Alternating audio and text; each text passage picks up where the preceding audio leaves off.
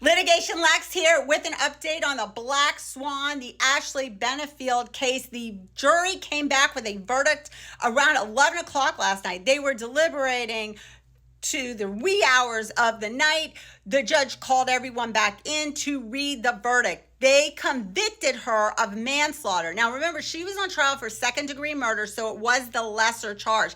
And I think she kind of knew this was coming because if you looked at closing arguments and other testimony during the day, she was holding her head down. She looked very defeated. She wasn't making eye contact. Now, in Florida, the mandatory minimum, they did not do the sentencing hearing last night, but the mandatory minimum for manslaughter in Florida is 11 and a half years. To put that in perspective, her 6-year-old daughter will be graduating or have just graduated high school when that 11 and a half years is up. So it is a decent amount of time. Her mother was not, interestingly enough, in the courtroom for the reading of the verdict. So comment below. Tell me, do you think justice was served? Do you think she should have been convicted of second-degree murder? Do you think 11 and a half years is long enough?